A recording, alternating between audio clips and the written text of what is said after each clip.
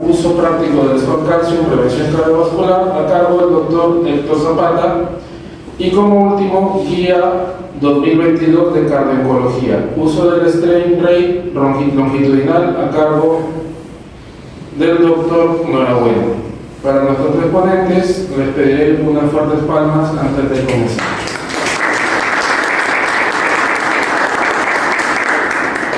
Sin más, dejo al doctor Juárez Llopia con el primer tema: evolución del riesgo cardiovascular, ecocardiovascular preventivo. Ahora sí, apague la luz.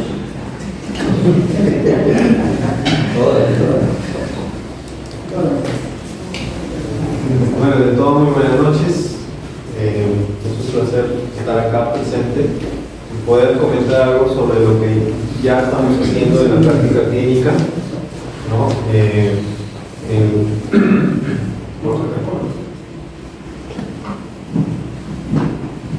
Lo que ya estamos haciendo en la práctica clínica, un poco de lo que ya también se hace en otros países del primer mundo, incluso y latinoamericanos, ¿no? En esta oportunidad vamos a hablar sobre lo que es el ecovascular preventivo, ecodoppler vascular preventivo.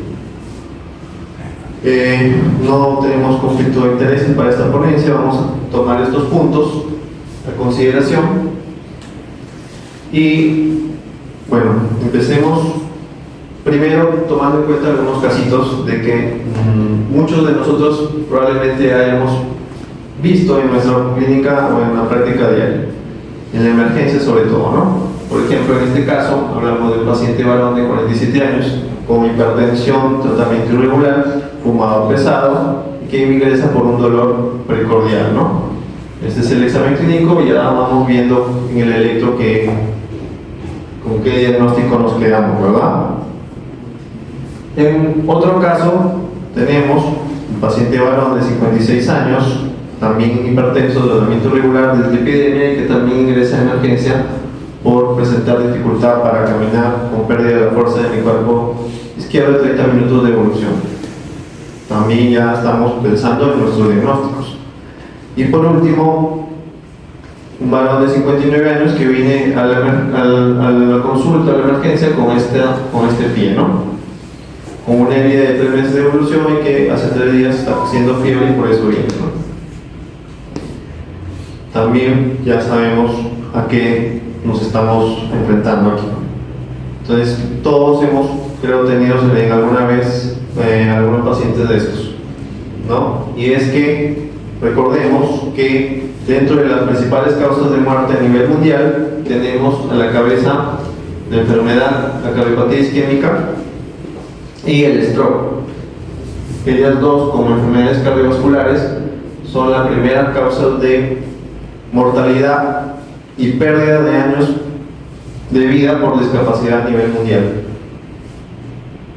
Dentro, si comenzamos a ver los factores de riesgo más importantes, vemos que la presión y el cigarro siguen siendo uno de los principales factores de riesgo individuales para estas enfermedades.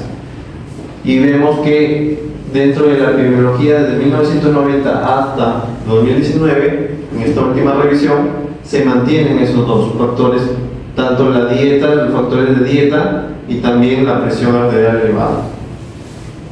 Ya acá vemos que dentro de las causas cardiovasculares principales, la cardiopatía isquémica es una de las principales. Entonces, pues no queda duda que las enfermedades cardiovasculares son las principales causas de mortalidad a nivel mundial y nuestro país no es ajeno a eso, nuestra región también. ¿Y cuál es lo común a esto? Lo común es la aterosclerosis. La aterosclerosis es lo común de todos estos casos que hemos visto, ¿sí? Es el mecanismo común fisiopatológico que lleva a estos eventos cardiovasculares que nadie quiere tener. Entonces, todos hemos visto alguna vez esta figura en la cual nos grafica cómo es la formación de la placa, ¿no? Que es básicamente el acúmulo del LDL heterogénico hacia la íntima del endotelio, asociado a ingreso de células inflamatorias que después generan o forman la placa ateromatosa.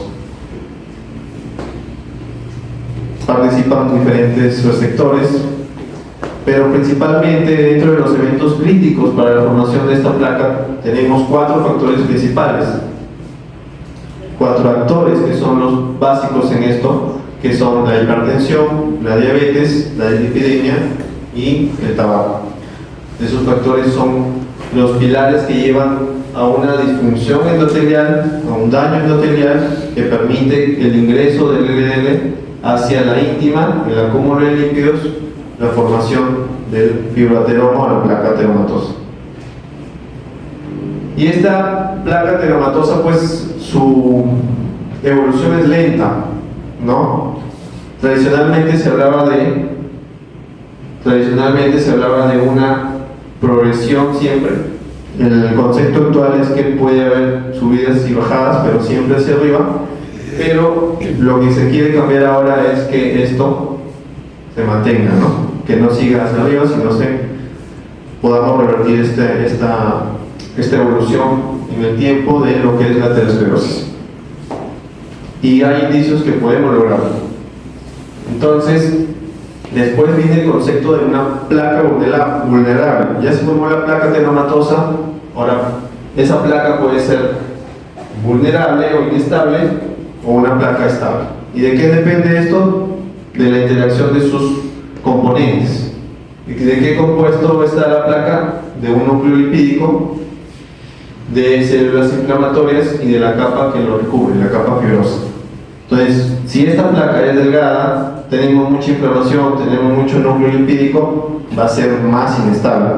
Mientras que cuando esta capa fibrosa se vuelve más fuerte, menos inflamación, menos células, menos núcleo lipídico, esta placa es estable, es más compacta, es menos posible de que se rompa y genere eventos trombóticos. Hay diversos factores que llevan a que esta placa pase de estar estable a inestable y viceversa, ¿no? Entre ellos, pues lo que genera estabilidad es un tratamiento oportuno de estas placas ateroscleróticas. Y lo que más tememos, pues, es estas complicaciones, las complicaciones trombóticas, ¿sí? La aterotrombosis, que es prácticamente, en resumen, cuando esta placa se vuelve vulnerable o inestable y se rompe, esto va a generar que el contenido sea expuesto a los componentes sanguíneos y genera todo lo que es la cascada de la coagulación y activación de plaquetas. Entonces, la carga o la vulnerabilidad de la placa se puede ya ver. Pues la respuesta es sí. Tenemos ya herramientas suficientes para poder detectar a tiempo estas placas y también poder ver las características que nos indiquen que si es una placa vulnerable o no. En esta imagen vemos la clasificación del último consenso de la Sociedad Americana de Ecocardiografía sobre los tipos de placa. Como ven acá, esto es a nivel de las arterias carótidas. Vemos la arteria carótida común, la carótida interna, la carótida externa y la zona del bulbo. Va a depender del tamaño también de esta altura de esta placa para determinar si es un tipo 1, 2 o 3, ¿no? La protuberancia, qué tanto es la profundidad. Si es más de entre 1.5 a 2.4 ya es 2 y más de 2.5 ya es 3. Pero también hay otros estudios que ven el área de esta placa y los otros que ven el grado de destrucción de la placa en relación a la arteria donde se encuentra. Entonces, hay otras modalidades, otros estudios de imágenes que también nos pueden dar ciertas o identificar placas ateroscleróticas, pero tenemos algunas ventajas del ultrasonido, de la ecografía, y es que es más asequible, bajo costo, es inocuo, no hay radiación, etc. Ahora, ¿en quiénes están indicados hacer estos estudios? Pues, de todas maneras, de una forma preventiva, se recomienda o ya hay estudios que indican que en pacientes de un riesgo tanto bajo o intermedio nos puede ayudar a la determinación de estas placas y determinar en qué grado están para reclasificar a estos pacientes. Pacientes de repente que por scores como el Framingham o el score 2 o el score de la Sociedad Americana salen de bajo riesgo, pero si se encuentran con placas heteromatosas, ateroscleróticas de un grado avanzado, podemos reclasificar ese riesgo y pasarlos a un riesgo intermedio o incluso alto. Entonces, la ecografía Doppler, en este caso carotidia, como vamos a hablar más adelante femoral, funciona como un modificador de riesgo. Un modificador de riesgo que al detectar placas puede reclasificar el riesgo en un paciente.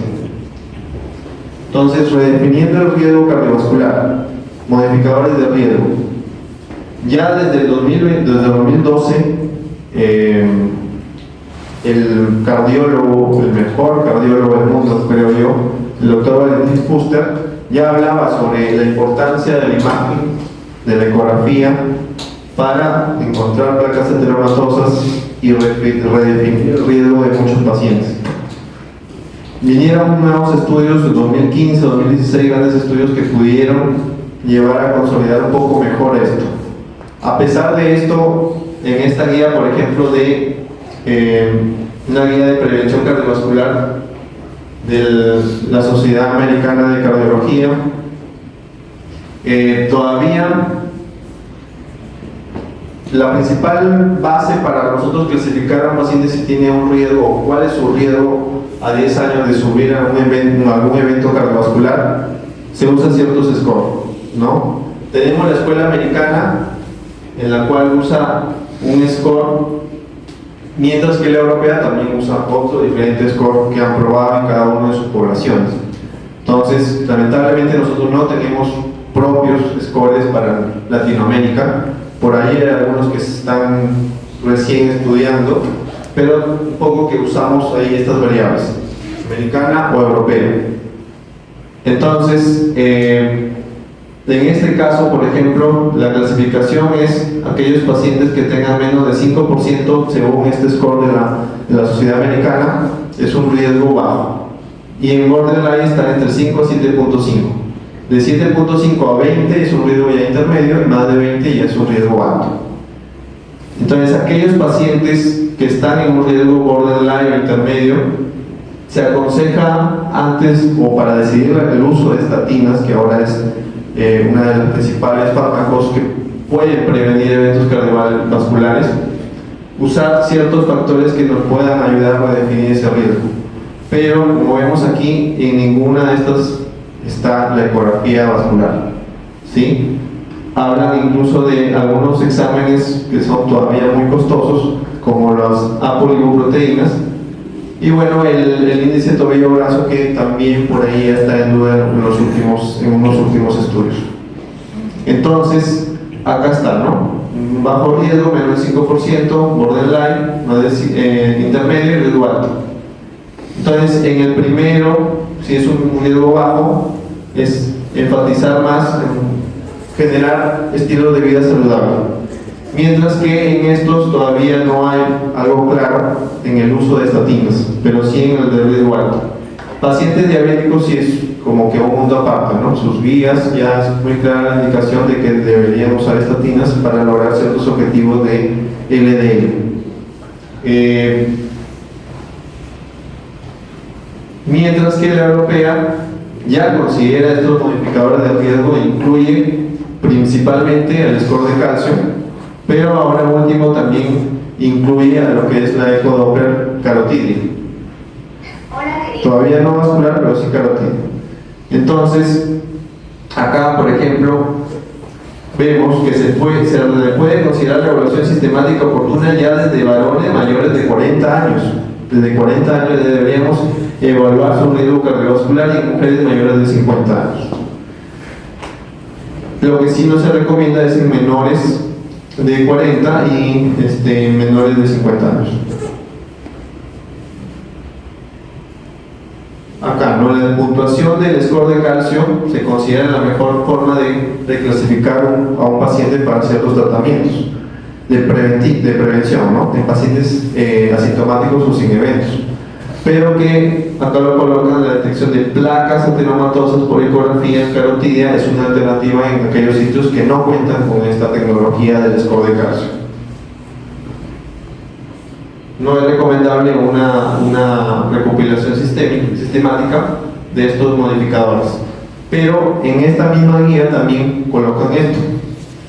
Colocan que aquellos pacientes con una enfermedad arterial establecida es aquella que se documenta la aparición de placas tanto por imágenes o por angiografía o por tomografía. Entonces ya lo están definiendo acá. Los pacientes con enfermedad arterial son aquellos que tienen evidencia por imágenes de alguna placa aterosclerótica. Entonces ya está definiendo eso. Entonces, ¿por qué hay cierta contraindicación todavía acá, ¿no? Probablemente esto vaya a cambiar en los próximos años.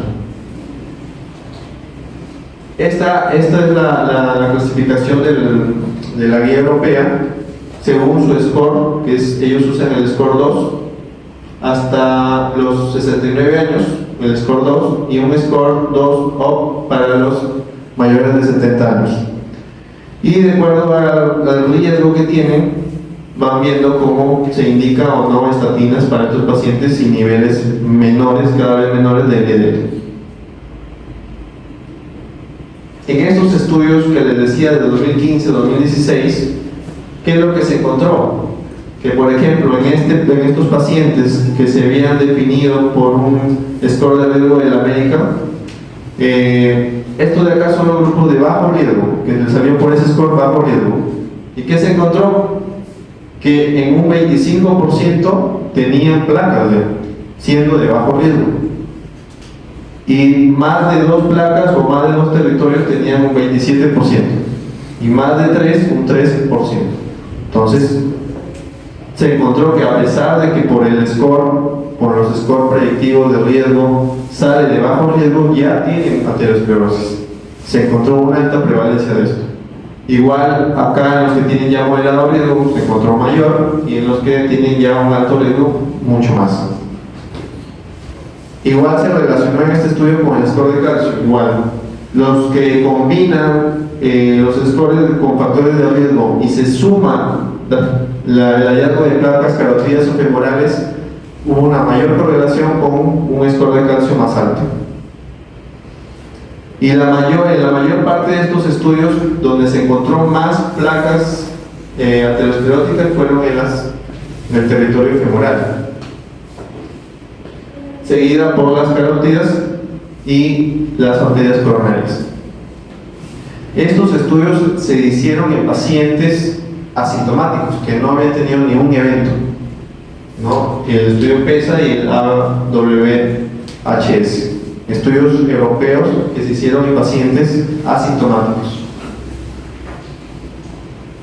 Ya se demostraron algunos otros estudios últimos, como este, que aquellos pacientes en los que se encuentran en mujeres, por ejemplo, una placa en la arteria femoral común, tienen 3 veces más posibilidades de tener enfermedad coronaria. Y en el hombre es más cuando tengan placas en la bifurcación de la arteria femoral común, en la femoral profunda y la superficial. Aquí en la división, si tienen 4 veces más probabilidades de tener enfermedad coronaria. Entonces, este es un poco el resumen de los diferentes estudios que han medido, pues, si es que tienen un solo sector de placas, que es el score placa. O sea, suman cuántos territorios de las arterias que hemos visto, las carótidas o las femorales, en total cuántas hay, y según eso dan la severidad.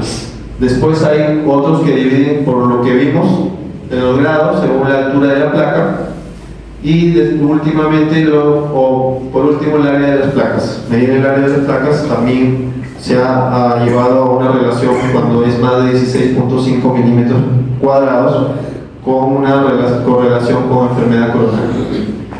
Mientras que a nivel femoral también ya hay una concordancia, como hemos visto antes. Entonces, la importancia acá es que, por ejemplo, en los scores con factores de riesgo a 10 años, pacientes con bajo riesgo, hasta un 40% presentan placas ateroscleróticas. Y esto nos permite reclasificar este riesgo a un riesgo mayor. El protocolo que seguimos o que estamos llevando a cabo es lo que comentábamos, que es ver el territorio carotídeo, la arteria carotídea común, el bulbo y la arteria carotídea interna, ¿no? Y en la parte femoral, pues la parte de la arteria femoral común, la arteria femoral superficial, incluso llegamos hasta la poplitea. Algunos se pueden llegar hasta la parte ilíaca, ¿no? Acá en esta figura vemos una placa a nivel del bulbo y acá una placa a nivel de la bifurcación de la arteria femoral común y acá una pequeña en la entrada de la arteria femoral superficial. Y las principales indicaciones de lo que le decíamos, pacientes mayores de 45 años con un riesgo indeterminado o intermedio, pacientes que ya presentan algún factor de riesgo importante como lo que hemos mencionado para placas ateroscleróticas, dislipidemia heterogénica, más de 190, que haya sido fumador o que fume, hipertensión arterial y diabetes, a pesar de ser asintomáticos. Y un poco para resumen es que, si bien para los pacientes, las personas aparentemente sanas, nos puede clasificar su riesgo, nos va a modificar su riesgo. En el tema de los pacientes con diabetes o ya con algún evento anterior, lo que nos puede ayudar es con esto que yo les he llamado las 3T. Ayudar a un tratamiento obligado, o sea, va a permitir mejor adherencia. Aquel paciente que ustedes dicen, señora, usted tiene un riesgo alto por ser diabética de hacer eventos trombóticos o ateroscleróticos, tiene que tomar estatina. La paciente que es otra pastilla más, ¿no? Pero si uno lo demuestra por imágenes, mire, ya tiene su placa, ya entonces podemos concientizar mejor y podemos mejorar la adherencia. Un tratamiento más intensivo, ¿no? En los diabéticos a veces decimos, bueno, está tranquila, el colesterol no está tan alto, la atorvastatina de 20, ¿no? Pero si ya tenemos placas, e incluso ya por la imagen nos dice que es una placa vulnerable o inestable, tenemos que ser más intensos, tenemos que ser más agresivos, llevar a un objetivo de LL más bajo, hacerlo más rápido con dosis mayores de estatinas o combinados. Y por último, un tratamiento invasivo, porque si a veces, siendo placas ya casi obstructivas, más del 70%, no tienen muchas veces síntomas los pacientes, pero se puede ya tratar invasivamente, poner un stent, revascularizar esas arterias. Igual para ciertos grupos como los de falla cardíaca, enfermedad renal crónica, pueden modificar mejor su riesgo cardiovascular. Por último, ya para terminar, dentro de lo que vimos en el segundo caso que vimos al inicio, ¿no? Todos ya saben que es un stroke, un infarto cerebral. En este caso se le hace su ecografía Doppler carotidia y lo que quiero que vean es esto. Esta es la placa, ¿ven? En el bulbo. Esta es la arteria carotídea interna, esta es la carotídea común, y vemos cómo hay una placa de diferentes colores, pero vemos acá la irregularidad en la superficie, ¿no? Esto nos habla de un posible trombosis en la superficie de esta placa, mientras que acá en esta otra placa vemos la diferencia de tonos. Esto blanco que vemos aquí dentro de esta placa, también en el bulbo del lado derecho, se relaciona a una hemorragia intraplaca, ¿no? Vemos cómo ingresado en la sangre hace un camino, entonces acá hubo la ruptura de esta placa y probablemente se esté relacionando al evento, al infarto cerebral que tenía este paciente. Entonces debemos identificar esto antes, no y después. Lo que hemos estado haciendo muchos años antes es, ya le dio un infarto, un stroke, ya tuvo el pie diabético, ya hay que hacerle las ecografías. ¿Qué encontramos? Pues aterosclerosis avanzada. Pero la idea es identificar esto antes de que suceda este evento, ¿no? Por ejemplo, aquí en este paciente varón de 6 años que viene solo para un tema de evaluación. No tiene ningún síntoma, se le hace su evaluación todo normal, su electro normal, hasta prueba de esfuerzo le hicimos normal. Un LDL en 113. Con los scores clásicos, por ejemplo, el americano nos sale un riesgo de 10.7, es un riesgo intermedio. Mientras que con el score 2 del europeo nos sale de 6, también intermedio. Pero a la hora que le hemos hecho su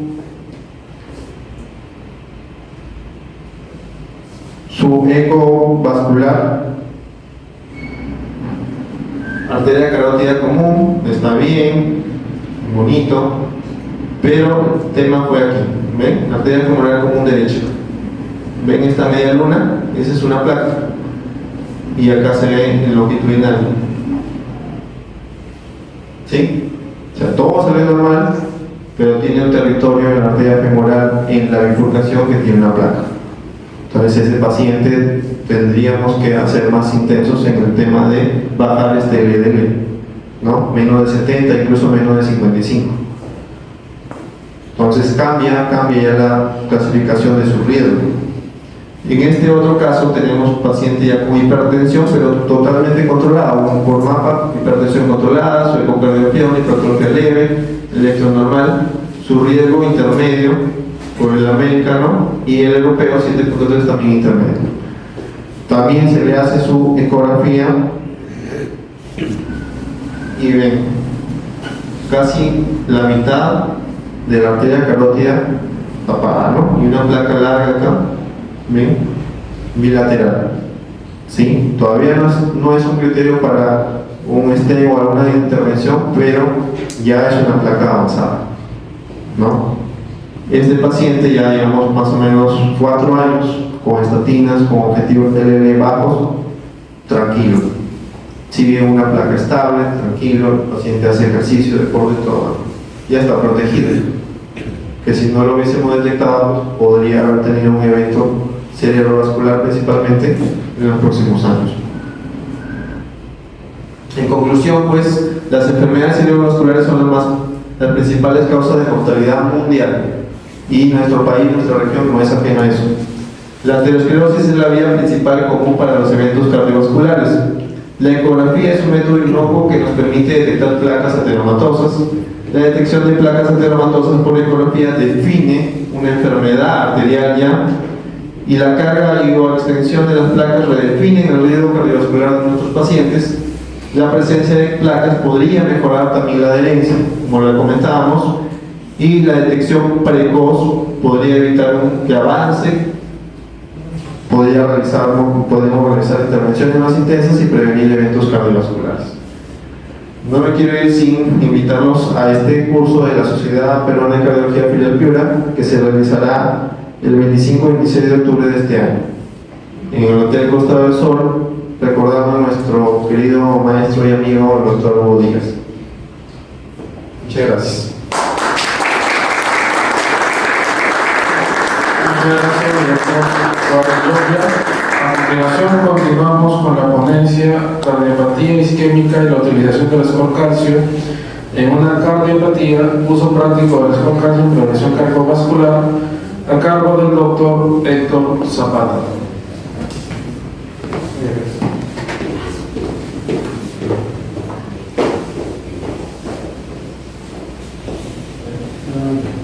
Bueno, buenas noches a todos.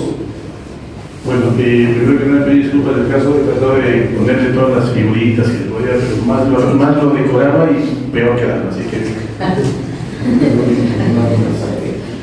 ¿Qué es la cardiopatía isquémica? Cuando vamos a ver el escudo de calcio y cardiopatía isquémica, vamos como preámbulo a explicarles lo que es una cardiopatía isquémica. Sí, es un conjunto de signos y síntomas que se producen por una disminución del aporte de oxígeno al corazón, la presión al requerimiento metabólico del corazón. Vemos como la arteria, de lo que es una arteria sana o un impermeable, se nos va a ir cerrando solamente. Esto nos va a ocurrir a todos solamente con la edad, sin que haya ningún factor de riesgo. La cardiopatía isquémica es consecuencia, como decíamos, de una disminución del flujo coronario por debajo de un mínimo requerido, o un aumento excesivo del requerimiento en relación al volumen de oxígeno de transporte. ¿Qué es lo que pasa? El endotelio se altera y pierde la capacidad de respuesta vasodilatadora, que es la respuesta normal que tiene nuestra arteria, con respecto al requerimiento metabólico. Esto produce una obstrucción del flujo, sea por un mecanismo ateromatoso o sea por un problema trombótico, o sea, como mencionó Jorge hace un momento, la placa es una placa frágil, se rompe, sale todo el contenido y produce un mecanismo trombótico produciendo una obstrucción parcial en este caso o una obstrucción total de la arteria. Hace años había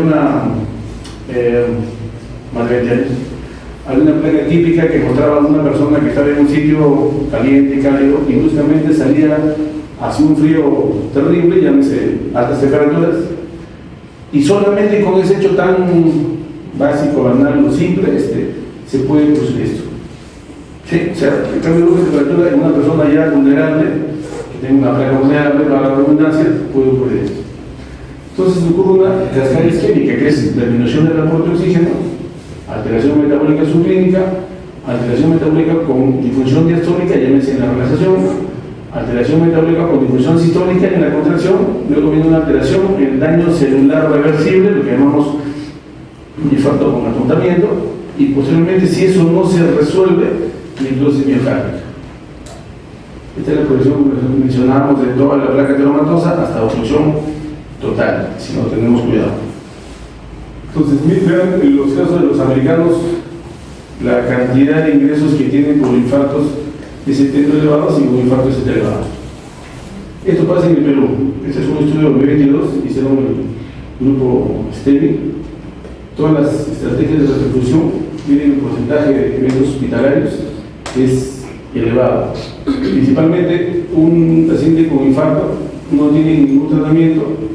El porcentaje cada vez menos de fibrinolisis con intervención coronaria primaria, fibrinolisis sola, y cuando ya hacemos un examen invasivo, mucho tiempo después.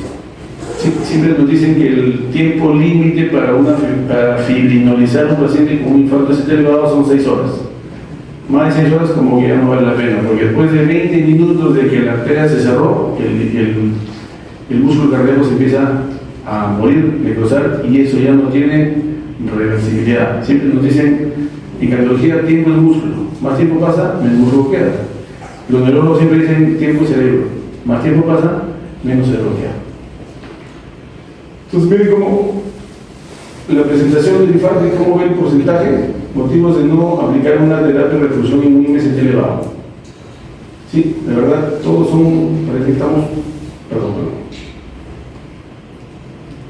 en piedra, ¿no? Tiempo largo, no hay angiógrafo, vienen después de muchas horas, no hay drogas, hay un error diagnóstico, con dedicación, el paciente no quiere, todo eso influye. ¿Sí? Uno dice, ¿cómo es posible que no haya? Bueno, aquí no se ocurre. En Piura no tenemos angiógrafo permanente acá, pero hay personal médico de los que viene con todo su equipo a hacerlo acá. Y eso es lo que queremos tener acá en Entonces, ¿qué es lo que pasa? La arteria se cierra parcialmente y ocurre una isquemia subendocárdica y así se ve el electrocardiograma. Cuando ya hay un infarto transmural, la arteria está totalmente tapada, ocurre una elevación del estrés, como vimos en la introducción del Dr. Juárez. Entonces, ¿cuáles son los factores de riesgo para que esto aparezca? Son factores de riesgo modificables, lipidemia, hipertensión, tabaquismo. Todo esto va a llevar a que la arteria se nos vaya cerrando. Por los no modificables, que son, sexo masculino, y una enfermedad coronaria en un paciente, en una familiar muy cercano a una edad temprana.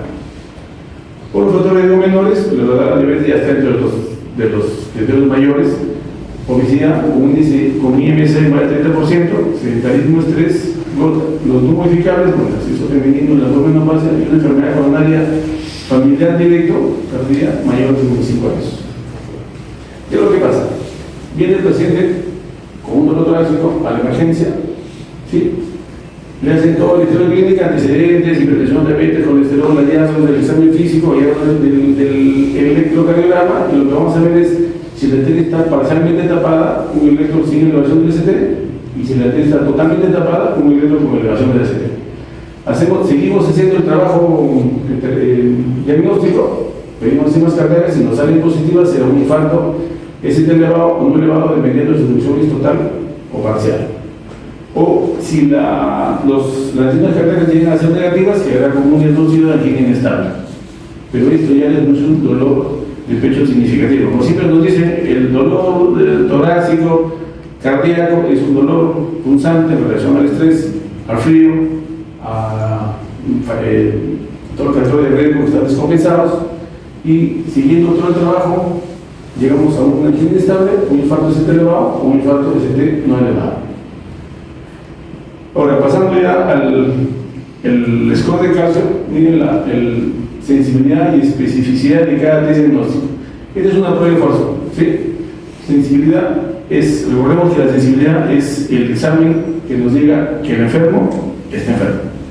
Y la especificidad es el examen que nos diga el que no esté enfermo no tiene enfermedad.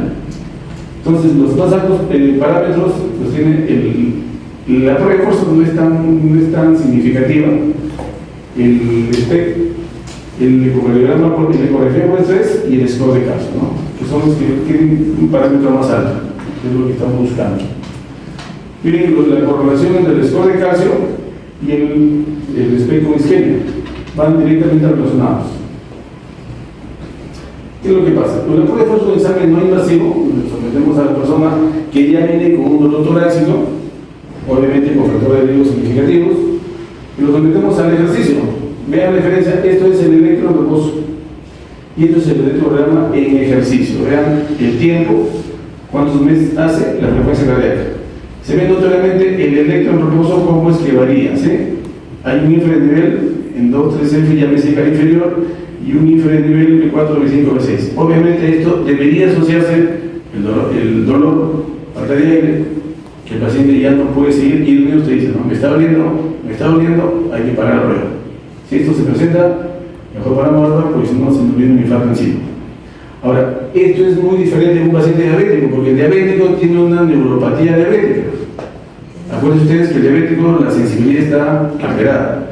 Entonces, hay muchas veces un paciente diabético que no les duele, pero están con un electro horrible. Entonces, mejor igual paren la prueba porque se les va a infartar ahí mismo. Ya se han infartado, a mí por lo menos ya voy como 6, 8 que se me van infartando y muchas veces salen. Una vez en Caribe tuvimos una emergencia con el doctor Tábara que sí, falleció el paciente. Bueno, tenía un electro que estaba peor que esto en reposo. El paciente un año antes no se quiso operar con una complicación terriblemente mala. Ahora, el score de calcio es una tomografía no contrastada, limitada a todas, que está gatillada con un electrocardiograma. Al paciente se le ponen los cables del electro, tiene que haber una apnea de más o menos 5 segundos, si es más mejor. ¿Sí? Con una apnea prolongada durante la adquisición, el objetivo es obtener el conjunto de imágenes axiales en la tomografía continuas de 2.5 a 3 milímetros de proliferación del corazón, que incluye las arterias coronarias epicárdicas. Entonces, para compensar el movimiento de las coronarias, las imágenes se adquieren en un momento del ciclo cardíaco diástole, preferentemente entre este porcentaje en intervalo RR cuando el movimiento coronario es mínimo, cosa que tenemos una mejor imágenes de las arterias coronarias. Se evalúa la presencia de calcio a nivel de todo el nervio coronario epicárdico y se va a cuantificar. Esto nos da unas unidades Hounsfield y lo que vamos a catalogar en el score de calcio son las unidades Armstrong. El score de calcio se obtiene sumar cada score y nos da desde 0 al infinito. Los pacientes que tienen una placa calcificada también tienen más probabilidad de tener placas blancas, son las que mencionaba el doctor Juárez. Esas placas que no se ven bien, pero que son frágiles, se rompen y nos dan nos puede dar un infarto ST elevado, llámese trombolisis y cateterismo de urgencia, idealmente. ¿Cómo se mide el score de calcio? Cuando es las unidades Armstrong, en 1 a 10, una placa mínima, de 11 a 100, una clasificación leve, de 101 a 300, clasificación moderada, y con el más de 300, una clasificación severa. Incluso llegan a haber valores hasta mayores de 400 unidades Armstrong, esto ya es una cosa más severa. Esto es lo que mide el score de calcio, ¿no? Ese es al ojo del examinador.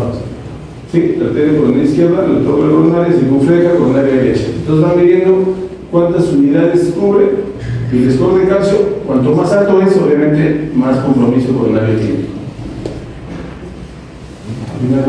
Entonces, la incidencia de los eventos cardiovasculares mayores incrementa conforme aumenta el score de calcio. Un score de calcio de más de 300 ya es un mayor riesgo. Entonces, la mortalidad por todas las causas, los eventos cardiovasculares mayores, más la revascularización tardía, llámese los puentes cardíacos con cirugía cardíaca, y las tasas de infartos no son muy diferentes. Miren estadísticamente significativos el score de calcio con los pacientes que ya tienen una enfermedad cardíaca establecida, llámese postinfartos. O sea, el score de calcio puede prevenir un paciente que se infarte, y los pacientes infartados tienen un score de calcio similar a los que podemos prevenir. Obviamente todos estos pacientes son hipertensos, diabéticos, mal controlados, disminuidos, sumadores, tienen electrocardiograma alterado, tienen valores de colesterol muy distorsionados, no se cuidan, no se controlan, tienen electrocardiograma alterado, tienen una prueba de esfuerzo positiva y los mandamos al score de calcio. Sacamos la correlación, el score de calcio con la carrera de placas y qué tanta patología podemos encontrar. ¿Qué es lo que vemos en el score de calcio? Acá el mismo tomógrafo, ya con todas las preparaciones, el electrocardiograma, decirle que no respire 5 segundos a más, vamos a ver cuántas unidades tiene. ¿Sí? Con esto es un valor bastante elevado. Esto es positivo, ¿no? Aquí ya ni que preguntarle más. Ahora, miren la correlación de los factores de riesgo, les hallazgos del score de calcio, qué tanto van elevándose según qué tan desorden, qué tanta patología desordenada tiene. Miren esto es un paciente, no se ven placas y angiográficamente se ve la arteria que está ahí.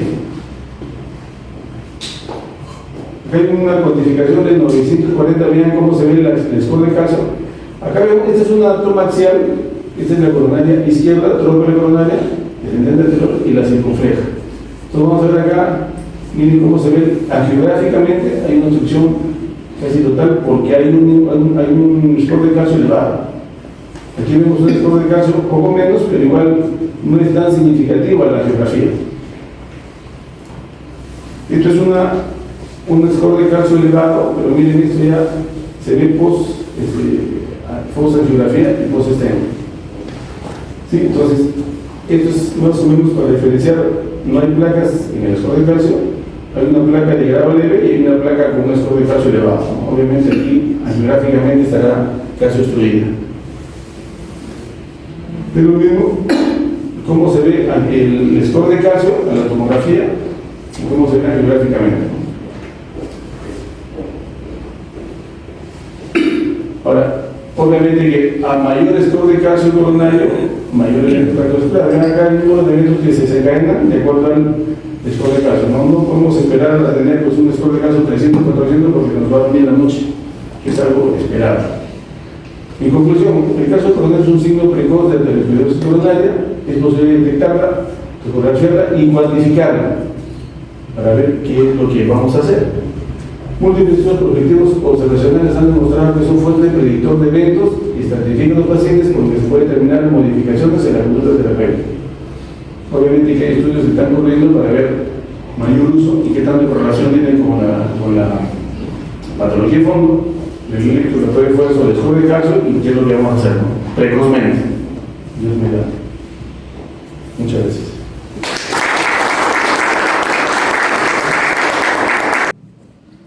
Buenas noches, ¿qué tal? ¿Cómo están todos?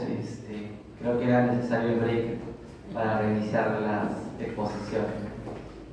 Muy bien, vamos a comenzar. Con respecto al tema de la guía 2022 de cardiooncología y el uso del strain, hay que entender de que ya sabemos todos que tanto el cáncer como la enfermedad cardiovascular son las causas más frecuentes de muerte a nivel mundial. También tenemos que entender que los pacientes con cáncer que han sobrevivido a su terapia, sea quimio, radioterapia o cirugía posterior, la causa más frecuente de mortalidad son las enfermedades cardiovasculares. Es por ende que el cáncer y la enfermedad cardiovascular están muy relacionadas. Acá hay dentro de la prevalencia en general, quiero mostrarles un estudio que se hizo en el año 79, en el cual se usó con pacientes que usaban antraciclinas y en el cual en esa época la medición de la fracción de eyección no era obligatoria y durante la quimioterapia. y se mostró que la prevalencia de insuficiencia cardíaca clínica, es decir, con sintomatología, era de solamente el 2.2%, era muy baja, ¿no? Pero a la hora que se veía la mortalidad, el 71% de esa población era atribuida a insuficiencia cardíaca. ¿Qué significaba eso? Que solamente una cantidad de pacientes presentaban clínicas y la gran mayoría generaban lo que se llama disfunción cardíaca asintomática, y eran los que realmente llegaban a morir sin tener unos síntomas importantes de insuficiencia cardíaca. Esto nos da a prever de que el manejo del paciente con cáncer debe tener una evaluación cardiológica previa, durante y posterior al tratamiento de quimioterapia. ¿Cuál es la definición ideal en este caso? Bueno, hay varias definiciones. Se entiende por cardiotoxicidad como la aparición de una disfunción del miocardio secundaria a la exposición de un tratamiento con agentes antineoplásicos, con el riesgo de que progrese insuficiencia cardíaca. También es un término general que es utilizado para describir el efecto tóxico que afecta al sistema cardiovascular mediante mecanismos directos o indirectos, de forma directa mediante un daño de la estructura del miocardio e indirectamente a través de los estados trombogénicos y las alteraciones hemodinámicas del flujo sanguíneo. Ahora, la guía 2022 verifica, hay que tener en cuenta que la guía 2022 llega con una definición nueva, pero antes de esto teníamos que la disfunción cardíaca estaba relacionada con terapéutica para cáncer, era el descenso de la FEBI más de 10 puntos de valor absoluto debajo de los valores de referencia normales, es decir, menos del 53%. Es decir, si tú tenías un paciente que tenía una reducción de 10 puntos de la fracción de eyección y que una FEBI menor del 53%, ya hablabas de una disfunción cardíaca. Pero si este paciente que tú evaluabas se mantenía con una fracción mayor del 53%, empezamos a buscar otros parámetros, es decir, la fracción de eyección no era el único parámetro que podríamos evaluar alteración o disfunción cardíaca, y para eso usamos el strain longitudinal global, en el cual vemos que una variación del strain longitudinal basal mayor del 15% se podría hablar de disfunción clínica en este caso. Entonces, tenemos dos parámetros, la FEBI y el strain longitudinal global, que lo voy a explicar más adelante.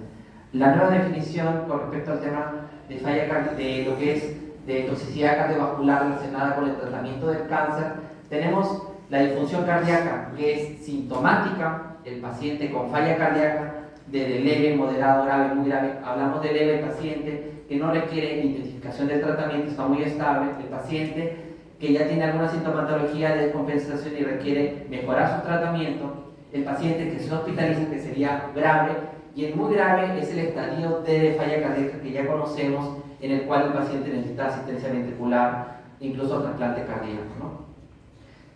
Y ese es el gran problema. Uno de los grandes problemas es la disfunción cardíaca asintomática. La gran mayoría de pacientes con cáncer no van a venir con ningún tipo de clínica de disfunción cardíaca ni con disnea, pero van a tener alteraciones, y para esto nos ayuda el ecocardiograma. Con respecto al ecocardiograma podemos evaluar una disfunción cardíaca asintomática leve, moderada y severa. Y hablamos de leve cuando la fracción de eyección está conservada, como actualmente ya la conocemos, mayor o igual al 50%, ¿sí? Pero tiene un strain longitudinal global, la variación del 15% con respecto al basal o elevación de marcadores cardíacos. La moderada, cuando tienes una FEBI ligeramente reducida, entre 40 y 49, que puede ser con mayor de 10 puntos de reducción de la fracción de eyección basal o menos de 10 puntos, pero con cambios en el strain longitudinal global más del 15%. Sí, si se dan cuenta, en la definición está presente el strain longitudinal global. Y cuando hablamos de grave, ya de frente con una reducción ya de la fracción de eyección menos del 40%. Tenemos otros parámetros, en estos casos la miocarditis por toxicidad cardiovascular, tenemos toxicidad vascular asintomática y sintomática, en los cuales se ven alteraciones vasculares en general, y tenemos también hipertensión y las arritmias cardíacas que pueden darse por tratamiento con cáncer. Es decir, hay varios conceptos de definición, no solamente la disfunción cardíaca. Con respecto a la toxicidad relacionada con cáncer, tenemos algunos tipos de mecanismos, se puede clasificar según mecanismo. Uno, el tipo 1, lo que se llama similar al tratamiento de antraciclinas, y el tipo 2, similar al trastuzumab. En el caso del tipo 1 hablamos de una muerte celular en el cual está relacionado a acumulación de la dosis.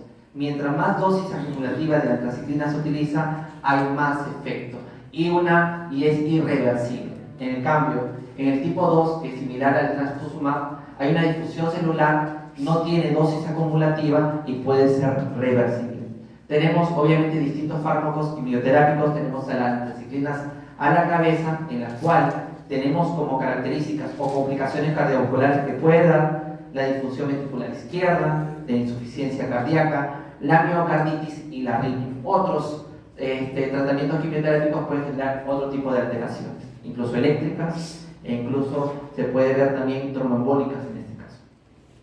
Muy bien, ahora, ¿por qué es importante las guías? ¿Por qué es importante tener el tema de la prevención cardiovascular? Vamos a observar que dependiendo del tipo de paciente que ya tenemos basalmente, sea un paciente de bajo o de alto riesgo, el tratamiento cardiotóxico, que puede ser por obviamente quimioterápicos del cáncer, van a generar que este paciente sea de bajo riesgo o de alto riesgo, empieza a aumentar sus complicaciones cardiovasculares tanto durante el tratamiento como en el seguimiento a largo plazo, y que las medidas de prevención, tanto estrategias de prevención primaria y secundaria, la vigilancia durante el tratamiento antitumoral o el manejo precoz de los factores de riesgos y los programas de seguimiento de supervivencia van a reducir estos riesgos de complicaciones. Esa es la importancia, reducir las complicaciones cardiovasculares durante y en el seguimiento posterior. Acá hay una lista de verificación en la cual vemos enfermedades cardiovasculares previas.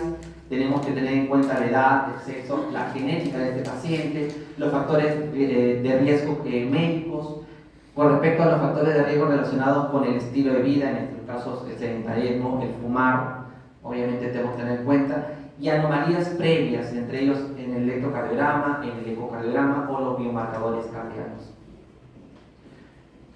Cuando evaluamos en este caso ya con eso, tenemos que evaluar un riesgo combinado con respecto a la probabilidad del paciente en situ, es decir, si es una probabilidad baja, intermedia o alta, y la gravedad clínica de la toxicidad, es decir, qué tipo de quimioterapia utilizamos, la intensidad, el tipo de intensidad y la duración del tratamiento oncológico. Esto va a generar que puede ser una probabilidad de una gravedad leve, moderada y muy grave.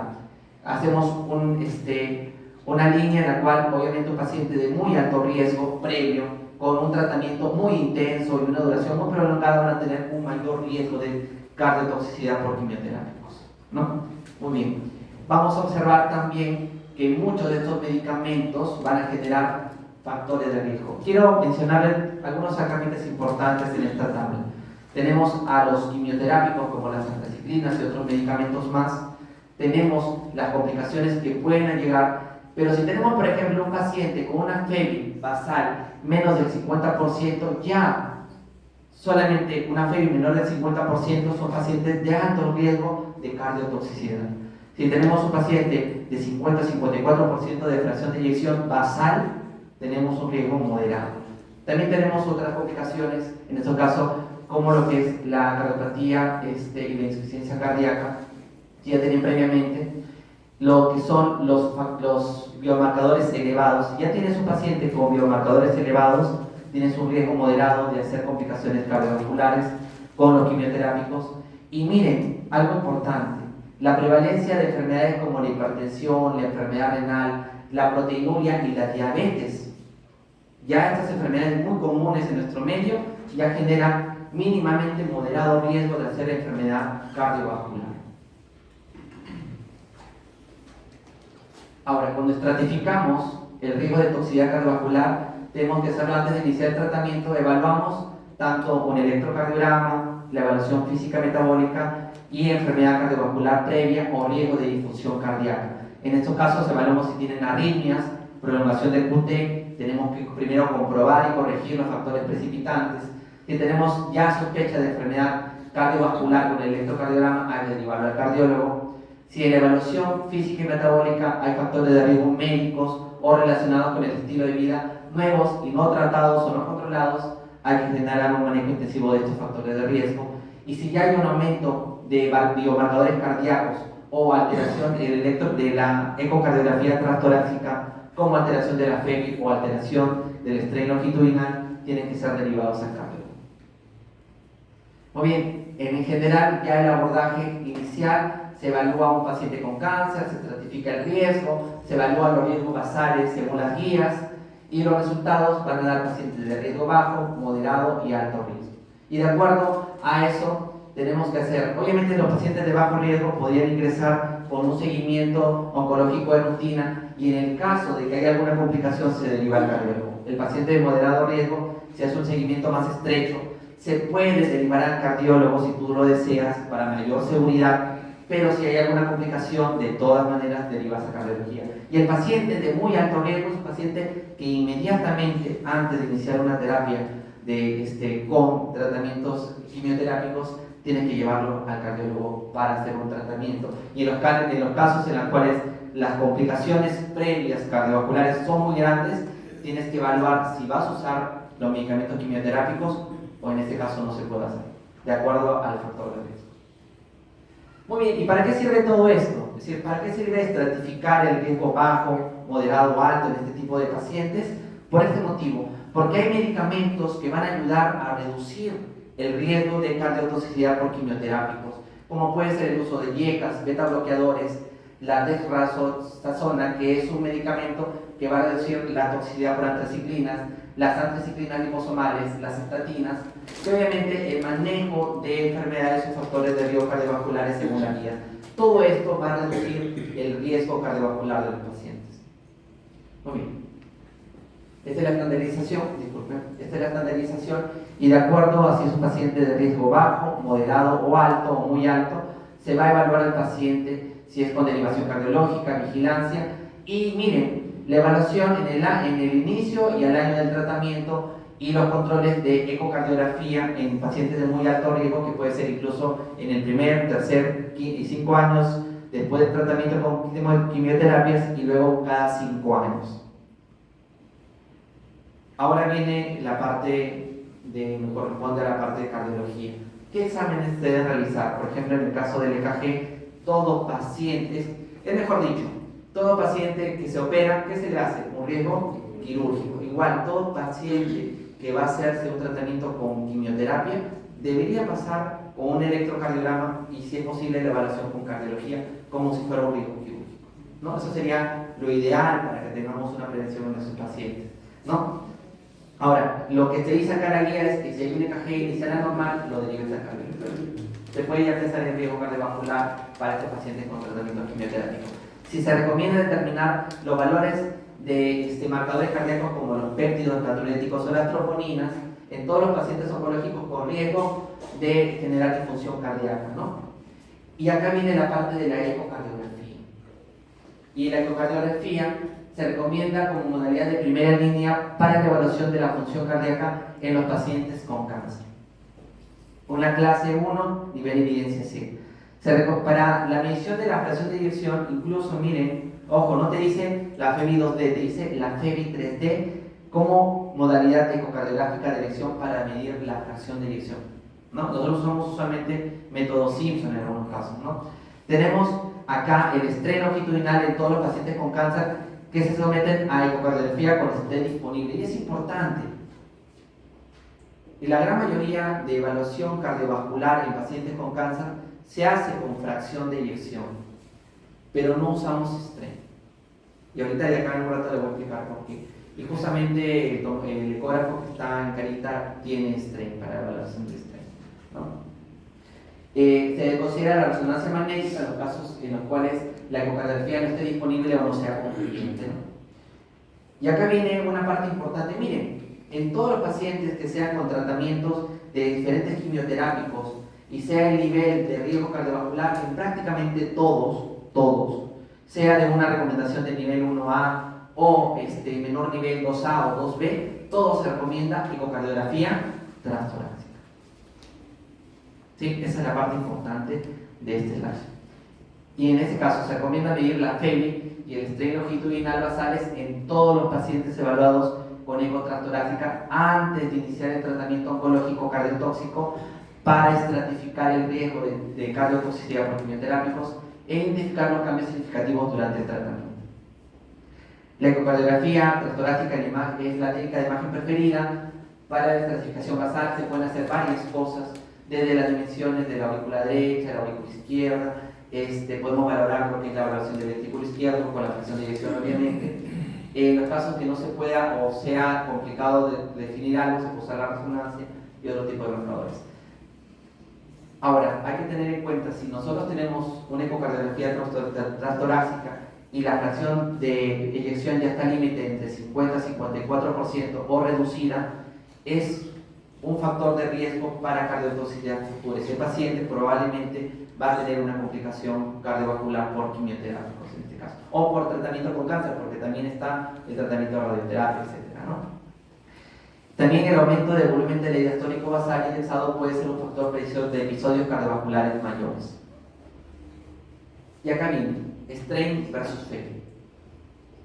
¿Por qué es importante evaluar? Acá vemos otro iceberg en este caso, porque una FEBI normal no excluye la presencia de disfunción cardíaca por el tratamiento con quimioterápicos o por el tratamiento por cáncer, y los parámetros de deformación pueden detectar una alteración sistólica temprana con suficiente fiabilidad. Se recomienda la determinación del strain longitudinal axial mediante el PECOL tracking o rastreo de marcas o de moteado. Y el strain longitudinal global basal puede predecir disfunción ventricular izquierda en pacientes que reciben antraciclinas o trastuzumab. Y el valor umbral de 15% en el cambio del strain longitudinal mejora la especificidad y por lo tanto es el valor que se recomienda para la monitorización del strain longitudinal durante el tratamiento del cáncer, ¿no? Entonces, esta es la parte. Hay pacientes con fracción de eyección, ya lo vamos a ver, que está conservada, en la cual ya tienen un strain longitudinal alterado.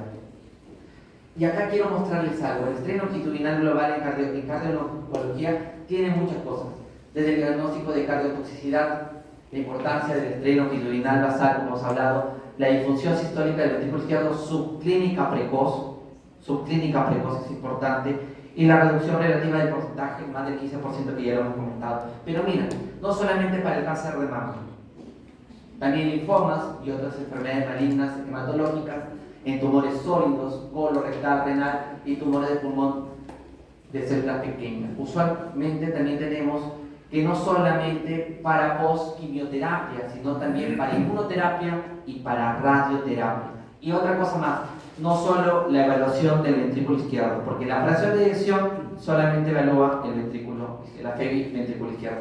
Pero mira, hay que entender que si hay una reducción del strain longitudinal del ventrículo derecho mayor del 14.8%, es relevante, incluso puede aparecer antes que la disfunción cardíaca del ventrículo izquierdo. Y otra cosa más, puede ser más frecuente que la disfunción del ventrículo, es decir, más frecuente encontrar alteración. Entonces, incluso desde el ventrículo derecho podríamos ver ya alteraciones que nos van a dar, obviamente, que el paciente no está yendo bien con su tratamiento y tienen que mejorar las medidas preventivas, y las recomendaciones obviamente deben ser mucho más estrictas para este paciente, ¿no? Muy bien, veamos. ¿Y por qué funciona? ¿Qué es el strain longitudinal? Esa es la pregunta, ¿no? ¿Qué significa el strain? ¿Por qué nos sirve?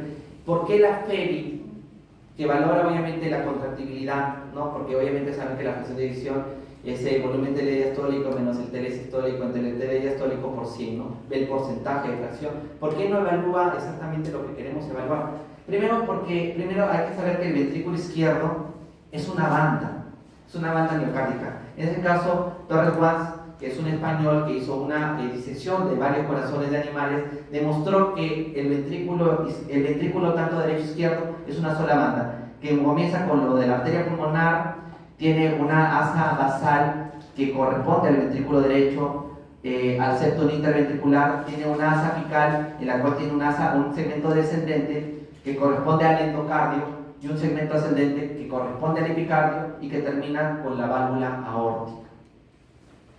Y esto nos ha mostrado que es una banda de doble espiral, es decir, de doble espiral. La primera espiral, que es una espiral descendente de fibras longitudinales suendocárdicas, obviamente hay las mesocárdicas radiales, y la que recubre al final es la subepicárdica, que es segmento ascendente y circunferenciales.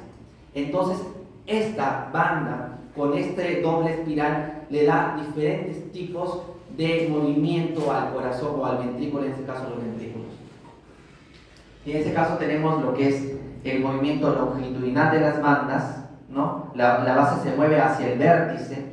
Tenemos lo que es radial, en el cual hay un engrosamiento parietal.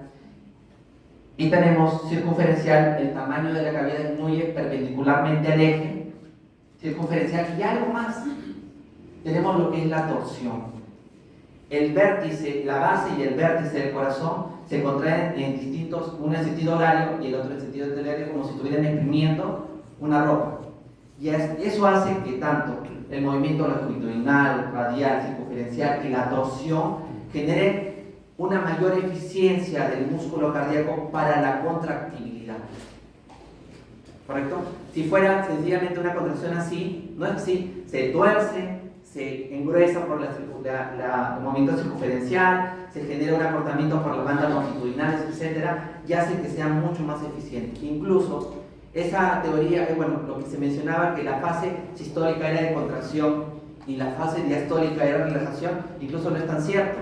Se sabe que la fase diastólica genera un proceso de succión. Ya no eso de diferencial de presiones de aurícula a ventrículo, ya no tanto. El ventrículo en fase diastólica succiona por el mismo movimiento la sangre de aurícula a ventrículo, ayuda a la aurícula al pasar la sangre de aurículas a ventrículo. Miren qué interesante, ¿no? Todo esto es lo que nos ha llevado para evaluar lo que es el strain.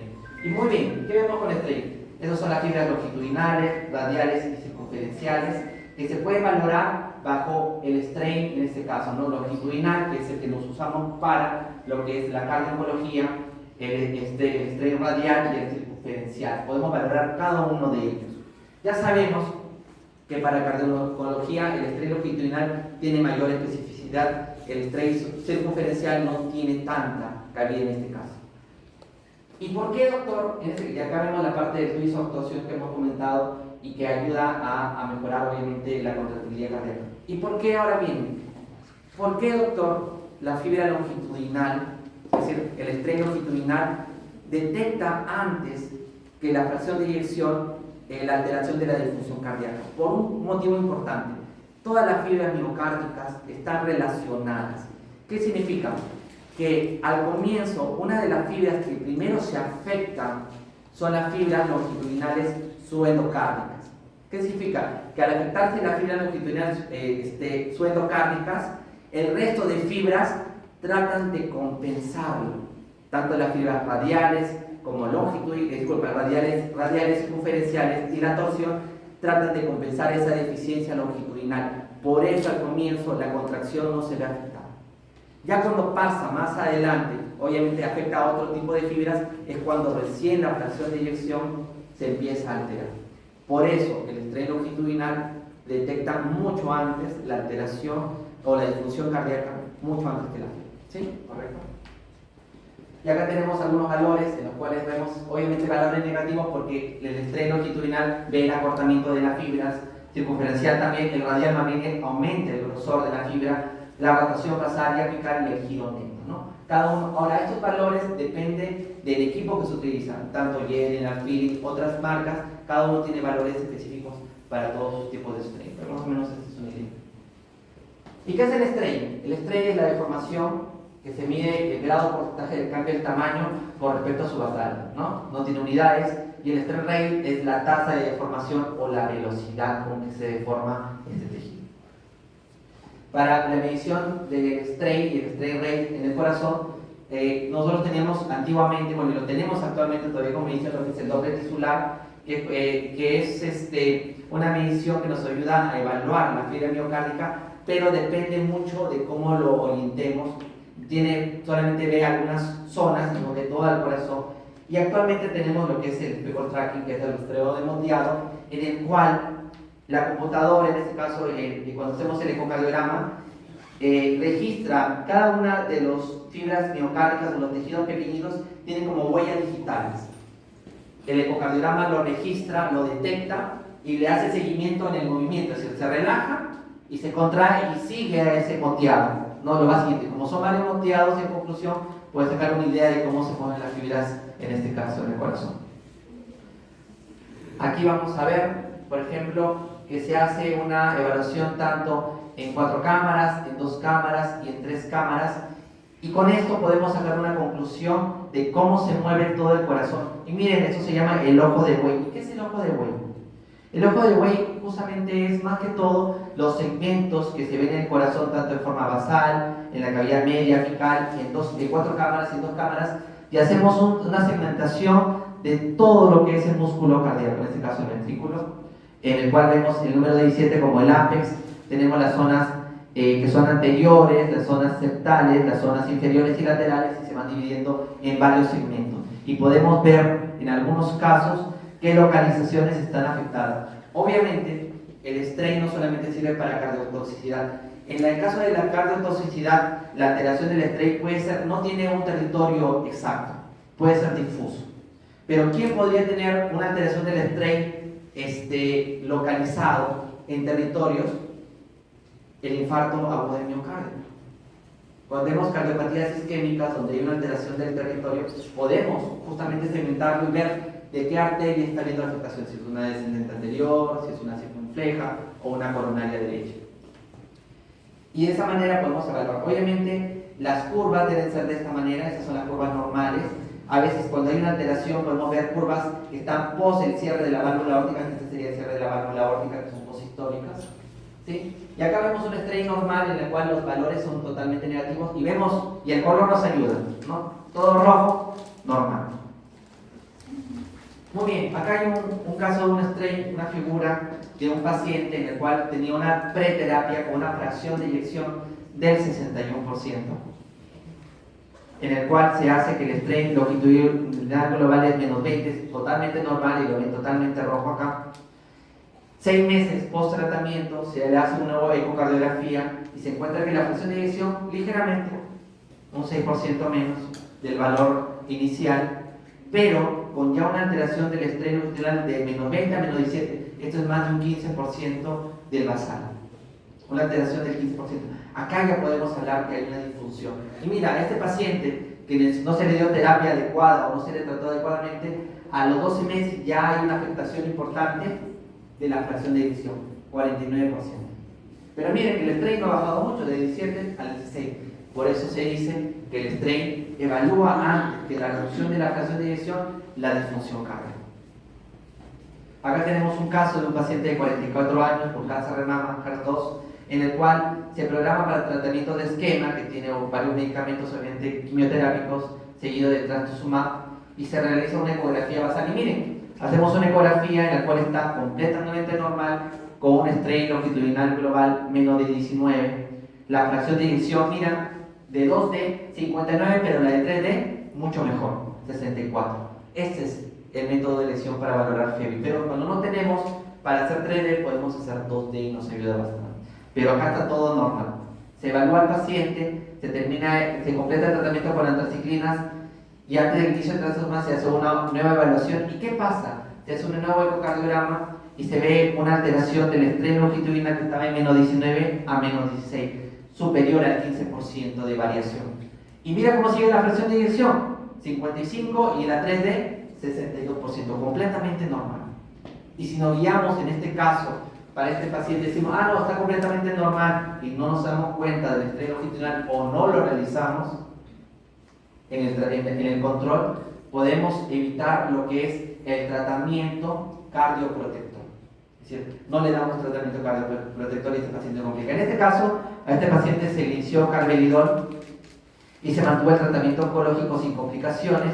Se realizó un ecocardiograma a los 12 meses de seguimiento y la función ventricular y el strain longitudinal global tenían valores normales. Mira, la fracción de eyección se mantiene en 56, la 3D, FEBI 3D 63%, se mantenía igual, pero el strain mejoró de menos 16 a menos 18. Entonces, la fracción de eyección no nos ayudó absolutamente en nada para prevenir, y segundo, para ver si hubo una mejoría en este caso de paciente, pero sí el strain longitudinal. Acá tenemos un video. En este caso es un paciente que realmente, a pesar de todo esto, mira, desde el año 90, con varios tratamientos quimioterápicos, que desgraciadamente Si van a ver ustedes el ecocardiograma, mira, menos 10, menos 11, menos 10, totalmente está alterado el estrés longitudinal. Y si ustedes ven el ecocardiograma, bueno, van a ver la motilidad cardíaca está totalmente disminuida, ¿no? Ya acá no solamente el estrés se nota disminuido, sino también la fracción de eyección, ¿no? Es una muestra de que este paciente no tomó un buen control de prevención cardiovascular y obviamente evitar las complicaciones con el tratamiento por quimioterapia, ¿no? Ahora, las aplicaciones del strain no solamente se basan para el paciente oncológico, tiene aplicaciones en cardiopatía isquémica, ya traen la cardiotoxicidad, valvulopatías, cardiomiopatías, insuficiencia cardíaca, la sincronía cardíaca con lo que es terapia de sincronización cardíaca, incluso el strain no solamente del ventrículo izquierdo, sino también del ventrículo derecho de la aurícula izquierda.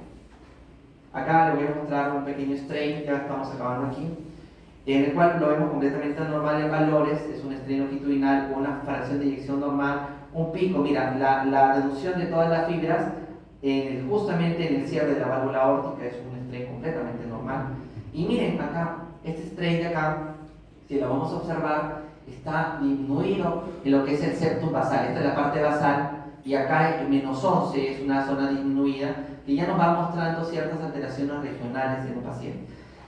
Y miren, quiero mostrarles este strain en el cual van a observar que los segmentos medio basales, esta es la parte basal, esta es la parte media, están reducidos y la parte apical está completamente conservada. Y cuando hacemos un mapeo, vemos que la parte más roja, que es la zona apical, está conservada. Y esto se llama apical sparring relativo, en el cual los valores del APEX están conservados, medio basales alterados, y esto es un caso de amiloidosis sistémica de cadenas ligeras, ¿no? A veces la amiloidosis es una causa de falla cardíaca con fracción de eyección conservada, ¿no? Pero que podemos ver que el strain puede estar totalmente disminuido.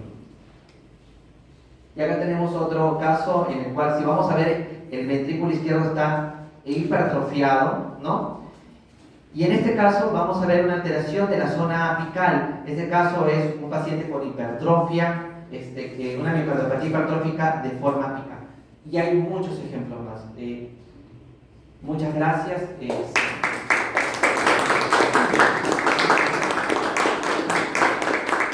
Muchas gracias, doctor Luis Malabuena.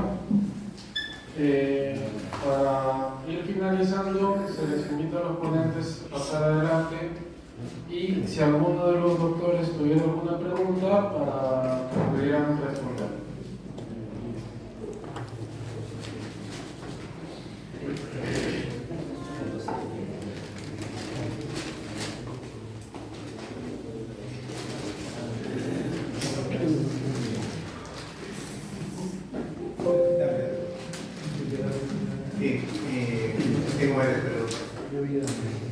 Doctor Noramena, nosotros en pediatría tenemos niños con leucemias, con lupus que reciben tratamiento antineoplásico, ciclofosfamida y para leucemia antineoplásica. Ellos también deberían pasar por cardiología, pero no hemos visto todavía, ¿no? Sí, justamente hay una literatura muy clara con pacientes pediátricos con el uso del strain, ¿no? No es necesario que tengan, obviamente en los niños no vas a encontrar factores de riesgo como diabetes, hipertensión, pero ya se sabe que el tratamiento quimioterápico afecta, son pacientes que en el corazón son muy sensibles y pueden ser afectados fácilmente por el tratamiento para el cáncer. Así que sí necesita una evaluación ecocardiográfica y principalmente de lo que es el strain. Sí. Ya se ha visto en muchos casos. Entonces, en varias patologías también pediátricas se puede observar que el strain tiene buena función en esos casos. Gracias. Para el doctor Juárez, en la prevención de la cardiopatía coronaria en el adulto, nosotros sabemos que todo esto empieza en la niñez, ¿no? La aterosclerosis. Y la aterosclerosis también empieza ahí, pero todo está en la dieta y en el estilo de vida, ¿no? Y sobre todo en el consumo de carbohidratos muy refinados en la población general y el consumo de aceites omega 6, los vegetales, ¿no? Sobre todo que ahora recomiendan la industria comercial, agrotécnica, aceite de girasol, aceite de no sé qué, todos los omega 6, todos los aceites vegetales que sabemos que son más dañinos que los omega 3, ¿no? Mi pregunta va en ese sentido: ¿cómo aconsejaríamos a la población general sobre estos temas?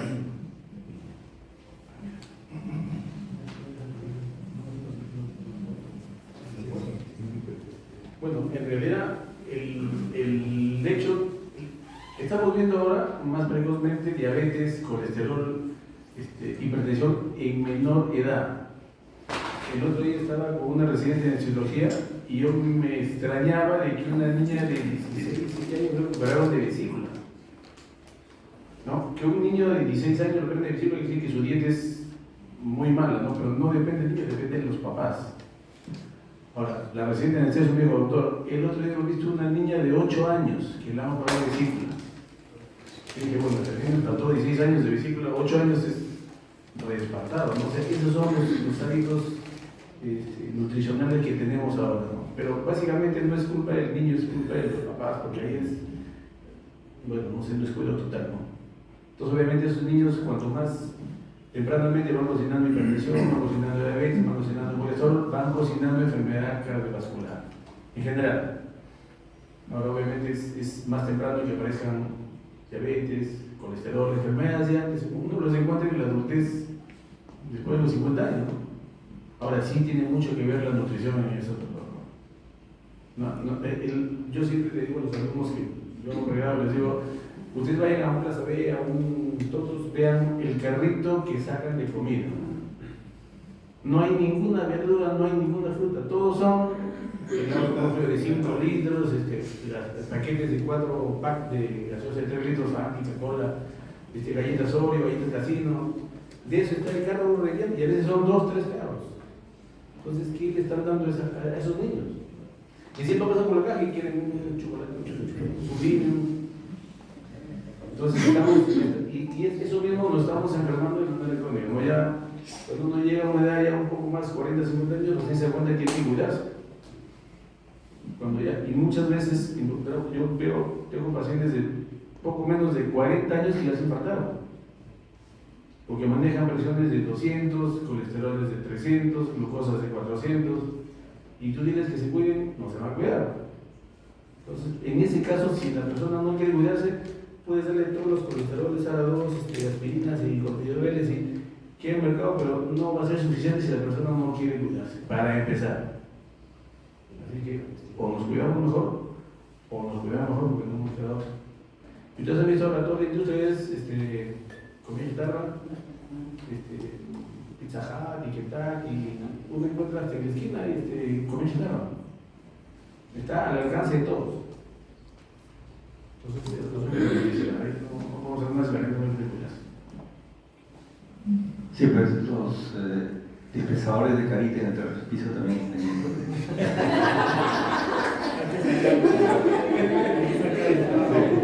Eso dolió. Poner Solo disculpe un minuto para entregarlo al doctor Héctor respecto a la pregunta. Conocíamos hace una década pues que la aterosclerosis empieza a los 30 años, sí o sí. Entonces, justo hablaba con mi esposa cuando cumplimos esa edad, es hora de cuidarnos y cambiamos todo, ¿no? Ahora todo sano, bajo en sal, nada de azúcar, y eso lo transmitimos a nuestras hijas. Tengo 2 bebés chiquitas, igualito, y ellos se acostumbran. A donde van, no está muy dulce, quiero agua. Entonces desde ahí empiezan, ¿no? Incluso hay organismos, le comentaba el doctor Fuster, que es el cardiólogo más conocido del mundo, hace investigaciones. Ahora está centrado en investigaciones de niños. En Estados Unidos, en Europa están que hacen estudios en los cuales van a los colegios a educarlos, porque de ahí parten. Y ellos aprenden y ellos lo llevan a la casa. Porque ya un poco a los papás, un poco educarlos es un poco difícil. A los abuelos peor. Entonces, un poco eso, ¿no? Entonces, se está haciendo todos esos estudios y están yendo muy bien. Entonces, podría ser un objetivo eso de ir al colegio de repente en una campaña a hacer eso, ¿no? Temas preventivos. Eso sería muy, muy, muy importante. Sí. Y últimamente nosotros también hemos estado en que no empieza ya de edad adulta, sino que ya empieza desde el nacimiento. Se han hecho estudios y los niños recién nacidos macrosómicos, se ha hecho seguimiento y se ha visto que estos niños macrosómicos en la edad adulta ya hacen enfermedades metabólicas, ¿no? Se hacen hipertensión, hacen diabetes y son los primeros obesos. Incluso el bajo peso al nacer también es una causa frecuente de hipertensión en el futuro. O sea, hay que trabajar allá desde la madre que se está preparando para la gestación. Los cumpleañitos de 1 a 5 años son unos festines de azúcar. En todo el mundo, ¿no? Aquí, pero yo quería preguntarles, la ecografía vascular bastante claro, su uso, ¿no? Carotidia, femoral, el score de calcio también muy claro, importante pedirlo. Yo quisiera saber la conexión entre esos dos exámenes. Es importante pedir los dos juntos, uno solo evita el otro. ¿Cómo sería la correlación para la solicitud de este par de semanas? Como vimos un poquito en la guía, el tema de las placas que se pueden encontrar en la eco vascular, la ventaja es que no hay radiación y todo, ¿no? Y se correlaciona con otros estudios justo con el score de calcio, que nos ya da un poco la parte de la aterosclerosis de las coronarias directamente, ¿no? Pero el otro nos puede llevar a aumentar ese riesgo o a prever ese riesgo en muchos pacientes que pueden llevar a eso. Entonces, yo creo que con los factores que hemos dicho, individualmente incluso, este paciente debería pasar por una eco preventiva, ecovascular preventiva, que no es muy costosa, no tiene esos riesgos y todo, ¿no? Y hay un grupo muy seleccionado para el tema del score de calcio, ¿no? Que justo el doctor lo comentó. Una cosa importante del score de calcio, primero que hay que entender de que la calcificación de las arterias coronarias está directamente ligada con la aterosclerosis. Calcificación en arteria coronaria es aterosclerosis, ¿no? Lo que indica factor de riesgo cardiovascular. Las medidas ecopreventivas que se están haciendo vasculares son importantes, pero la probabilidad de eventos está mucho más relacionada con el score de calcio. Y en cuanto al tema de la radiación es muy poca. Como es un estudio rápido o una tomografía sin contraste, incluso que se han hecho estudios con valoración de score de calcio en tomografías por otras causas, por ejemplo en casos de pacientes con COVID, en los cuales se ha hecho tomografía y se puede evaluar el score de calcio en esos pacientes, se ha demostrado una buena correlación con eventos cardiovasculares futuros. Yo la verdad creo que el score de calcio va a ser uno de los métodos de aquí en estos años en adelante más utilizados como una herramienta para la estratificación de riesgo. Es más, te mencioné que pacientes de bajo riesgo, el score de cardio te lo reestratifica. Mejora obviamente el tratamiento preventivo y los eventos cardiovasculares. Acuérdate que el score de calcio elevado, en este caso no te evalúa obstrucción de arterias, si eres un paciente que puede estar totalmente asintomático, sin ningún tipo de alteración, pero que al hacer la evaluación del score de calcio puede ayudarte a tratarlo y prevenirlo y hacer otro tipo de estudios diagnósticos más complejos como la angiotomografía coronaria, el SPECT, la perfusión miocárdica, etc., ¿no? Incluso el tratamiento invasivo posterior, ¿no? Entonces, es muy importante, va a ser muy importante. Y justo en relación a eso, bueno, llegan una pregunta relacionada a la especialidad. Yo soy cirujano y entonces nosotros enviamos obviamente el riesgo quirúrgico cardiovascular para todos los pacientes que van a ser sometidos, ¿no? Aunque hay algunos colegas que inclusive que ni siquiera hacen riesgo quirúrgico y es inaceptable. A eso iba. Entonces, obviamente en el riesgo quirúrgico cardiovascular el cardiólogo pues evalúa los factores de riesgo y puede definir si requiere la ecovascular o el score de calcio. ¿Qué tan probable puede ser que esto se incluya de manera rutinaria en una preintervención quirúrgica?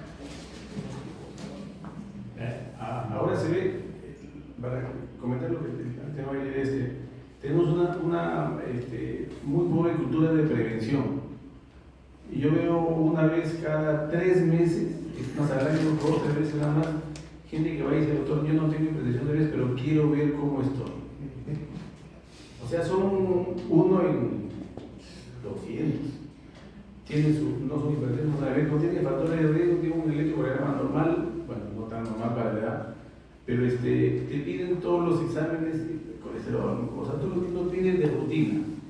Entonces, eso, son muy pocas las culturas de prevención que tenemos.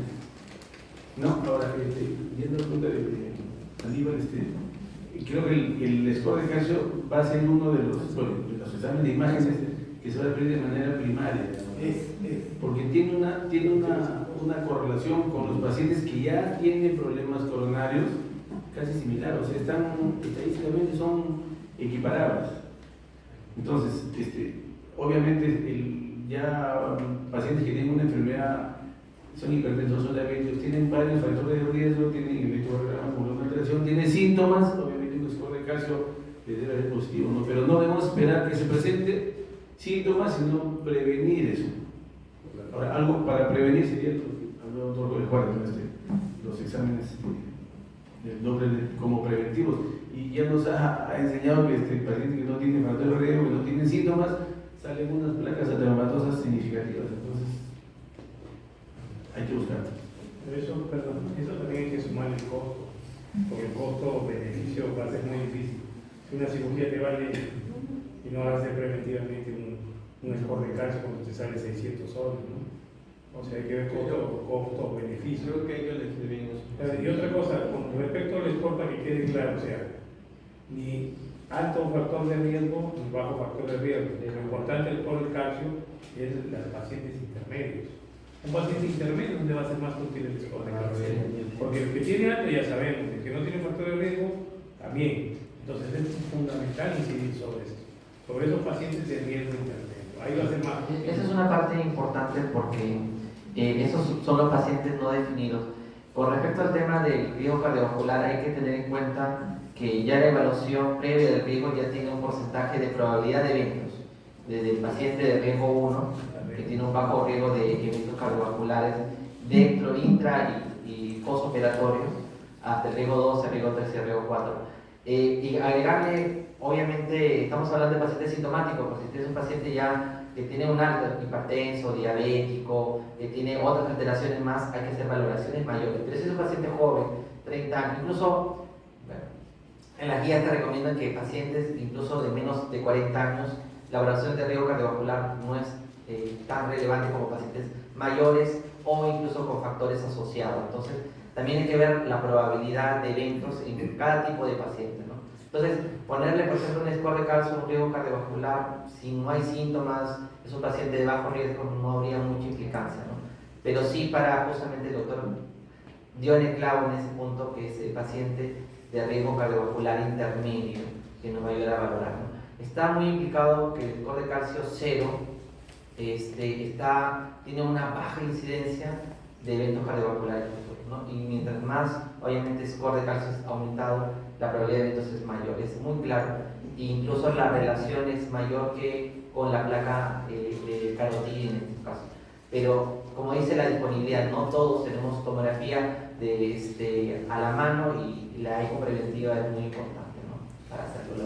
En el estudio preventivo o sea, yo he entendido que preventivamente una persona a cierta edad ya debería tener uno de esos exámenes, ¿o no? ¿No es cierto? Ahora, ese tipo de exámenes son operadores dependientes, o sea, que muchas veces dice, depende del operador que lo hace, ¿no? Y de repente ahí falla, mucha falla. Es un buen punto, es una desventaja un poco de la ecografía, ¿no? Que es dependiente del operador. Tienen que tener la experiencia de hacer ese estudio. Mientras que la tomografía no, la tomografía es un software que ya viene instalado en el simplemente programas que nos venden y está el software ahí, pero también tiene que ser reforzado por el cardiólogo especialista en imágenes. Pero con una tomografía así, ¿ustedes han visto cómo se ve? es una placa que está clasificada, o sea, ahí no hay duda de que el paciente tiene lesión coronaria.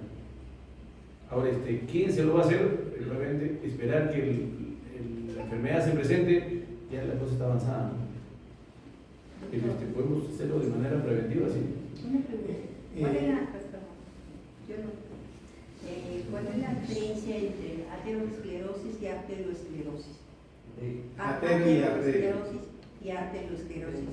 ¿O se utilizan como? ¿Cuál es la diferencia? Sí, arteriosclerosis es realmente el acúmulo de colesterol en la placa, y arteriosclerosis es la calcificación, el desgaste de la pared por la edad. O sea, no hay ahí placa, no hay acúmulo de colesterol. Ahí, cuando vimos la clasificación, ahí mismo incluso la guía nos dice que a veces es un poco difícil cuando se ve el engrosamiento íntimo medio diferenciar si es arteriosclerosis nada más o es aterosclerosis, pero nos ponen un punto de corte que es más de 1.5 milímetros. Ya igual se podría definir como aterosclerosis, si sea difuso, porque podría ser una arteriosclerosis nada más, pero ya más de 1.5 ya se pasaría a denominar ateromatosis. En relación a la arteriosclerosis y la ateromatosis coronaria, en este caso, las arterias que están van relacionadas con calcificación y placa ateromatosa son las coronarias e incluso la válvula aórtica. Pero hay otras arterias que se calcifican sin relación con placa ateromatosa. Entonces, ahí está lo que se menciona en el caso. La pregunta es, por ejemplo, tenemos un paciente que se va a operar de emergencia y el cirujano no lo quiere operar porque dice que se le va a morir, ¿no? Se le va a morir. Si no se opera, se muere. ¿Es necesario hacerle su score de calcio a ese paciente que está entrando a una cirugía, o no es necesario por la seguridad del paciente, del cirujano y de la clínica también? Porque al final le hacen juicio, se murió en la clínica, el cirujano dice, yo lo operé, quedó vivo, pero en la clínica se murió. ¿Cuál es la implicancia, ¿no?, de hacer, o la ventaja de hacerle un score de calcio a un paciente que tiene que operar sí o sí, o solamente basta con el riesgo quirúrgico? Bueno, en general, realmente la valoración del riesgo depende también del tipo de paciente, ¿no? Si es una paciente con tratamiento, una cirugía electiva, que obviamente lo primero que tiene que valorar si es un paciente que no está controlado, la hipertensión o la diabetes, primero controlarlo y después entrar a la sala de operaciones. A un paciente de emergencia que si se te va a morir por no entrar a operar, obviamente tienen que entrar a operar con todos los riesgos que conllevan, ¿no? Pero eso se hace el informe, consentimiento informado al paciente y al familiar del alto riesgo de mortalidad en el caso de la cirugía. El score de calcio no es algo que lo podamos tener a la mano en todas las circunstancias, ¿no? Y no tiene una implicancia en un paciente de urgencia o de emergencia en este caso, ¿no? Eso podría quedar para una evaluación de pacientes de algún riesgo moderado, general, para evaluar eventos futuros, ¿no? Pero no te va, un score de calcio tampoco positivo te va a indicar que ese paciente se va a infartar mañana, ¿no? Eso tampoco. Entonces, ahí cuando tú ves el score de calcio y piensas que puede haber una obstrucción, se hacen otros estudios como angiotomografía, en el caso que ya es un paciente de muy alto riesgo, incluso una angiografía invasiva, coronaria invasiva. Entonces, y hay otras medidas más. Pero el paciente de muy alto riesgo, en el cual el paciente se va a morir porque va a entrar, si no entra a sala, tiene que entrar. Incluso si no hay paciente, no hay riesgo quirúrgico, tiene que ingresar. Por la emergencia. Por la emergencia. Luis, ¿qué opinas salió un estudio de uso de score de calcio en emergencia? ¿Te acuerdas? Sí. O sea, por dolor torácico usaban score de calcio para un poco excluir a aquellos pacientes que sean anginas o no, ¿no? Algo así podría ser. Eso es diferente porque ya es un paciente sintomático. Y ojo, como el score de calcio es una evaluación que es rápido, una tomografía sin contraste, sin una preparación previa. No estás preparado al paciente para te puede ayudar rápidamente, porque si es el paciente con dolor torácico, tú sospechas que es una angina y el score de calcio es 0, es poco probable que sea por una angina. En esa situación yo creo que nos puede ayudar. En un tema de quirúrgico. Yo creo que tiene que responder el doctor Oceano. yo entiendo lo del calcio, pero lo que hay que quedar claro es los factores de riesgo del paciente, como tú. Porque si el paciente tiene factores de riesgo, pero tiene un apéndice, lo vas a operar, porque se te muere por el apéndice. Ahora, si tiene factores de riesgo y es una hernia, probablemente podrás esperar hasta que los factores de riesgo mejoren, porque va a tener un porcentaje mayor de riesgo. Yo creo que va por ahí. O sea, dependiendo de la calificación del paciente y la emergencia, ¿no? Por eso también no sé si acá utilizan, al menos yo utilizo cuando estaba en el extracción explica, se pone riesgo de emergencia. Una cosa es el riesgo objetivo, riesgo 1, riesgo 2. Que por ejemplo, me viene un apéndice con un paciente con 300 de glucosa que está con 180 de presión, riesgo 3 de emergencia, por decir. Ya, eso como que también te justifica legalmente por el tema de los seguros, ¿no? Entonces a veces hay que ver, para mí los factores de riesgo, eso se tendría que ver, ¿no? Muy bien. Sé que deben quedar muchas otras preguntas, pero el tiempo que nos han brindado ya ha llegado a su fin. Entonces les pido un caluroso aplauso para los profesores.